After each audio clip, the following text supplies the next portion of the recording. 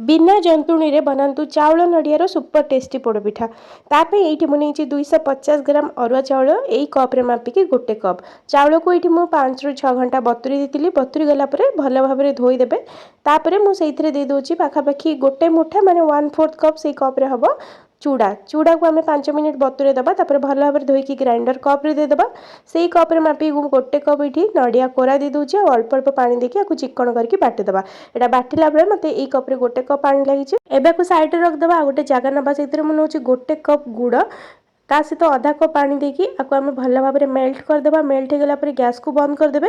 गरम थिला बेले ही आम से बेटर को देकी भल भाव में मिसेदेबा। गरम रे मिसेले कौन हम ना बहुत बढ़िया आपण पिठा स्पंजी नरम हम।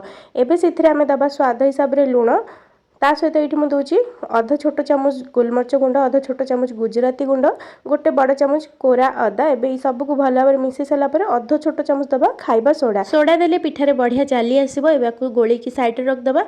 पोड़पिठा पड़ियापी ये मुझे कुकर नहीं से 2 ରୁ 3 चामच घी देकी काजू और नड़िया को भाजी दूची।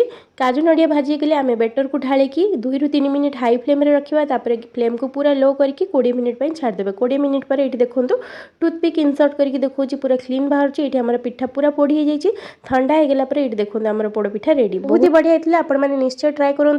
फुल डिटेल रेसिपी मो चैनल रे अपलोड अच्छी।